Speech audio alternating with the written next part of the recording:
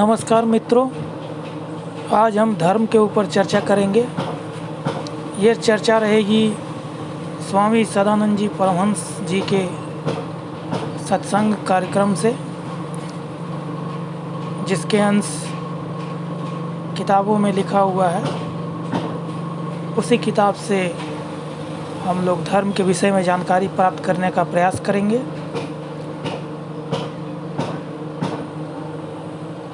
उसका हेडिंग है धर्म कोई वर्ग संप्रदाय ग्रंथ पंथ नहीं बल्कि सर्वोत्तम जीवन शैली है। तो इसमें बोला जा रहा है कि धर्म का संबंध किसी संप्रदाय से नहीं है, अर्थात कोई भी संप्रदाय हो, हिंदू, मुस्लिम, सिख, ईसाई, जैनी, बौद्धि, इन किसी संप्रदाय से धर्म का कोई लेना देना नहीं है। ग्रंथ पंथ से भी लेना देना नहीं है। कोई भी ग्रंथ हो, गीता हो, कुरान हो, बाइबल हो, भागवत हो, इस तरह के कोई भी शास्त्र हैं, उनसे भी धर्म का कोई लेना देना नहीं है। कोई पंथ है, पंथ से भी धर्म का कोई लेना देना नहीं, बल्कि धर्म का लेना देना है सर्वोत्तम जीवन शैली से, अर्थात मानव जीवन का जो जीवन जीने की शैली है, उससे धर्म का संबंध है। ये किताब का हेडिंग है। इस तरह से हम लोग किताब के लाइन बाय लाइन को पढ़ेंगे, साथ में अपने विचार भी रखेंगे और एक साथ मिल करके धर्म को गहराई से जानने का प्रयास करेंगे। आगे लिखा है, बोलिए परम प्रभु परमेश्वर की जय। सदानंद जी आगे बोल रहे हैं, धर्म जो है किसी वर्ग संप्रदाय अथवा मंदिर मस्जिद और ग्रंथों में बंधा हुआ कोई विधान नहीं है। अर्थात ये हुआ कि धर्म जो है किसी वर्ग संप्रदाय, कोई भी वर्ग हो, हिंदू हो, मुस्लिम हो, सिख हो, ईसाई हो, बौद्धि हो, पारसी हो, इस तरह से जितने भी वर्ग संप्रदाय हैं, इन सब से धर्म का कोई लेना देना नहीं है। मंदिर है, मस्जिद है, इन सब से भी धर्म का कोई लेना देना नहीं है। ग्रंथ है, ग्रंथों से भी कोई इसका लेना देना नहीं है। अर्थात धर्म जो है किसी से भी बंधा हुआ नहीं है।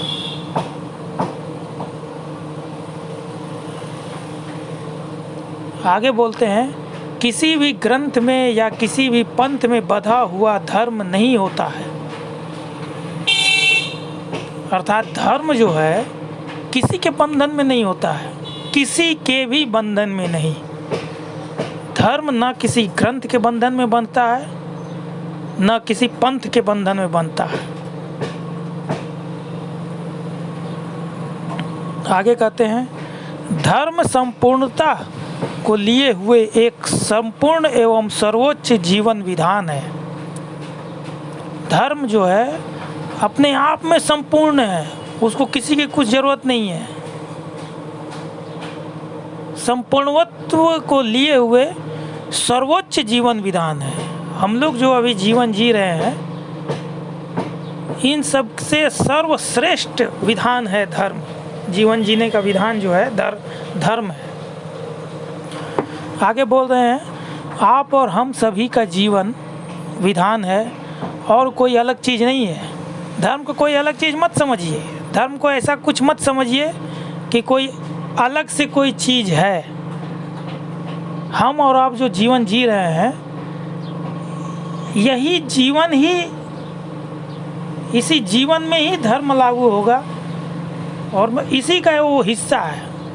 संपूर्णत्व को लिए हुए सर्वोच्च जीवन का ये विधान है। आगे है, यदि सब लोग भगवतमय रहने चलने लगे,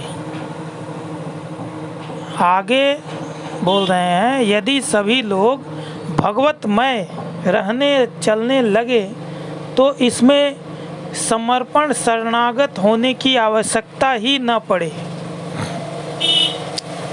अर्थात जिसको भी धर्म पर चलने की इच्छा है, वो सब लोग अगर भगवतमय भगवत प्रधान रहने चलने लगे तो फिर आपको कहीं किसी के अंडर में रहने की ज़रूरत नहीं है, कहीं भी समर्पण शरणागत होने की ज़रूरत नहीं है, आवश्यकता ही नहीं पड़ेगी उसकी। वास्तव में ईमान से संयम के अनुरूप हर कोई चलना शुरू कर दिया होता, चल रहा होता, तो समर्पण शरणागत होने की आवश्यकता ही नहीं थी। इसका मतलब ये है कि वास्तव में हम मनुष्यों में ही कुछ कमी है, जिसके कारण से हम लोगों को किसी दूसरे विधान में जाना पड़ता है। अगर हम ईमान से सच्चाई के अनुरूप रहना शुरू कर दें तो फिर हम लोगों को किसी दूसरे विधान में समर्पण शरणागत होने की आवश्यकता ही नहीं थी। किसी शर्त की कोई आवश्यकता ही नहीं, अर्थात और कोई भी कहीं भी कोई शास्त्र में लिखा हो, कोई वर्ग संप्रदाय के बुक में लिखा हो, या कोई मंदिर मस्जिद के दीवार पर लिखा हो, कोई साधु बोला हो, कोई संत बोला हो, कोई कुछ भी बोला हो, इन सब से कोई लेना देना नहीं है। अगर हम लोग ईमान से सच्चाई पूर्वक अपने जीवन को लेकर के चलना शुरू कर दे तो किसी भी शर्त की कोई आवश्यकता नहीं है। आगे कहते हैं, यदि आप और हम सभी जो है ईमान से सच्चाई को पकड़े हुए सत्य के अनुरूप अपने कर्तव्य का पालन करने लगते तो समर्पण शरणागत होने की आवश्यकता ही नहीं थी।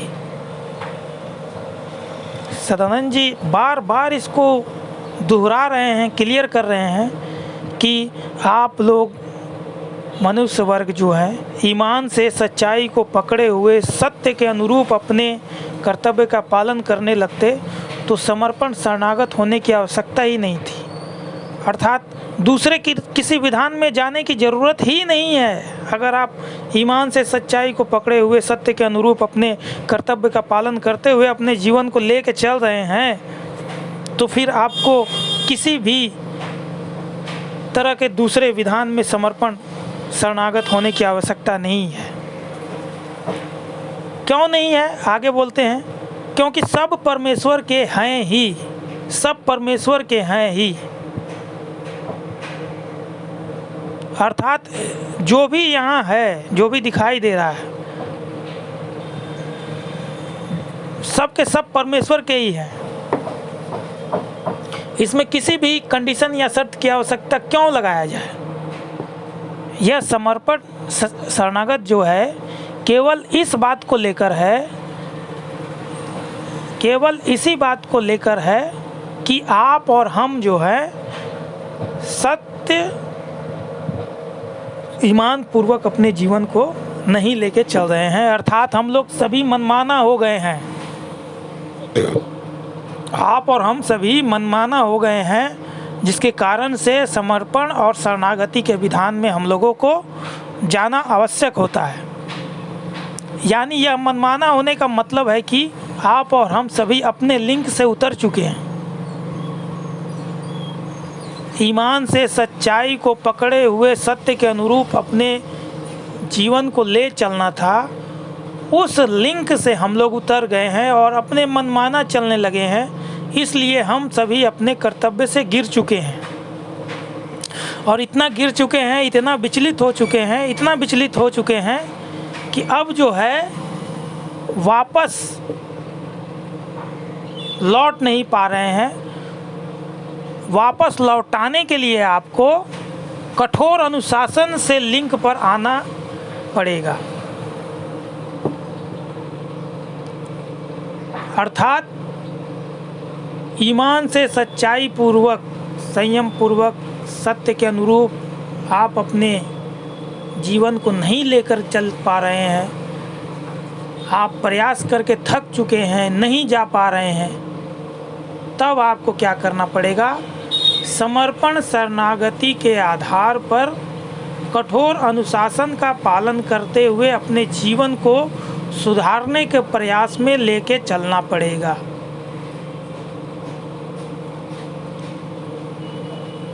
उसमें क्या है कि कठोर अनुशासन की ज़रूरत पड़ेगी, क्योंकि आपका जो ईमान, संयम, सच्चाई है वो मर चुका है और वो फिर आपके जीवित करने से नहीं जीवित हो पा रहा है, जिसके कारण से आप असमर्थ हैं चलने में।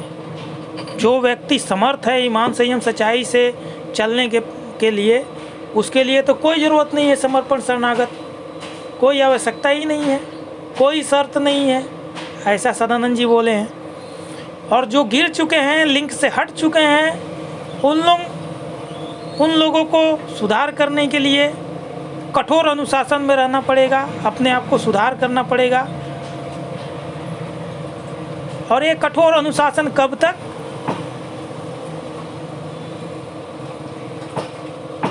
लिंक पकड़ने तक। जब कठोर अनुशासन तभी तक है जब तक आप ईमान, संयम, सच्चाई से अपने जीवन शैली को लेकर के चलने में असमर्थ हैं। जिस दिन आप ईमान, संयम, सत्य प्रधान जीवन शैली को अपना लेंगे, चलना सहज हो जाएगा आपके लिए, फिर आपको उस अनुशासन की ज़रूरत नहीं पड़ेगी। यही बात सदानंद जी बोले हैं। प्रारंभिक समय में लिंक पर लाने के लिए कठोर अनुशासन की ज़रूरत है, फिर तो लिंक पकड़ने के बाद, अगर लिंक पकड़ में आ गया, फिर किसी अनुशासन के बिना भी काम कर जाएगा। यानी कुल मिलाकर के आपको होना क्या है, करना क्या है, बनना क्या है? बस ईमान, संयम, सच्चाई, बस आपको ईमान, संयम, सच्चाई से जीवन को उतार देना है। माने अपने जीवन को में ईमान, संयम, सच्चाई को उतार देना है। ईमान और सच्चाई से अपने जीवन को जोड़ देना है, तदात्म कर देना है। माने अपना जो मानव जीवन है, इसको ईमान और सच्चाई से तदात्म कर देना है। माने कि आपके भीतर जो भी क्रिया प्रतिक्रिया हो, उसमें ईमान और सच्चाई हो। ईमान और सच्चाई और आप एकाकृत हो जाइए, एक हो जाइए। तो जब आप ऐसे सच्चाई को पकड़ करके रहने चलने लगेंगे, अपना कर्तव्य पालन करने लगेंगे, तब आपको क्या मिलेगा? आपको मिलेगा कि हमको किसी भी चोरी, छल, कपट की आवश्यकता नहीं पड़ रही है, कोई कमी नहीं है मेरे पास, किसी विकृति की आवश्यकता नहीं है। ये सारी गड़बड़ियाँ हमारे आपके कमी के चलते हैं। हम लोगों के अंदर ही ईमान, सच्चाई नहीं होने के कारण, उस पर नहीं चल पाने के कारण ये सारी कमियां आती रहती हैं। हमारे पास कमी है क्या? ईमान की। हम क्या हैं? बेईमान हो चुके हैं और कमी की पूर्ति करने के लिए बेईमानी करते हैं। इस तरह से जब हम बेईमान रहेंगे तो चोरी करेंगे, छल करेंगे, लूटपाट करेंगे, मारकाट करेंगे, नाना तरह के विकृत से गुजरते जाएंगे। लेकिन जब हम देखेंगे कि हमारा मूलधन यह नहीं है, रुपया पैसा नहीं है, तो हम पाएंगे कि मूल चीज़ तो सत्य है। हमको ईमान से सत्य को पकड़े रहना है। जब ईमान से सत्य को पकड़ लेंगे, कर्तव्य तो उसमें हो ही जाता है। जब ईमान से हम सत्य को पकड़ लेंगे तो कर्तव्य उसमें स्वयं हो जाता है, उसमें कोई तरह की परेशानी नहीं आती है। उसमें स्वयं कर्तव्य का पालन होने लगता है, हो जाता है। इसके लिए बहुत परेशान होने की आवश्यकता नहीं पड़ती है। हम मरकर भी अमर हो जाएंगे, हम अमर लोक के वासी हो जाएंगे, हम परम धाम के वासी हो जाएंगे। मर जाएंगे तो ऐसा हो जाएगा, वैसा हो जाएगा, ऐसा कुछ नहीं है। जो होना है जीते जी होना है, जो होना है जीते जी हो जाएंगे। जो जीते जी नहीं बनेंगे तो मरने के बाद क्या बनेंगे? जो बनेंगे जीते जी ही बनेंगे। जो जानेंगे जीते जी ही जानेंगे, जो पाएंगे जीते जी ही पाएंगे। मरने के बाद मुक्ति मिलेगी ऐसा नहीं है। जिस मुक्ति को पाना है वह जीते जी ही दिखलाई देगी कि हाँ हम मुक्त हो गए हैं, हम माया से मुक्त हो गए हैं, हम पाप मुक्त हो गए हैं, हम कर्म मुक्त हो गए हैं, हम आवागमन से मुक्त हो गए हैं। ये जीते जी ही दिखलाई देगी। हम हर कर्म से मुक्त हो गए, आवागमन से मुक्त हो गए, ये जीते जी ही दिखलाई देगा। बस एक चीज़ उसमें अनिवार्यता अपनाना पड़ता है, बस भगवान से युक्त होना होगा। जब तक भगवान से युक्त नहीं होंगे तब तक माया से मुक्त कैसे होंगे? जीव कभी स्वतंत्र नहीं रह सकता, जीव कहीं भी स्वतंत्र नहीं रह सकता। या आप जान लीजिए, स्वतंत्र रहे और शरीर भी रहे ऐसा नहीं हो सकता है। या तो शरीर में रहकर क्रियाशील रहेगा या परमेश्वर में रहकर क्रियाशील रहेगा। इसलिए दो शब्द बना है, स्वार्थ और परमार्थ। आत्मार्थ कोई शब्द नहीं बना है। इस तरह से हम लोगों ने जाना समझा और ये धर्म का मार्ग अति सुगम है। इसमें सुगमता है, आसानी है।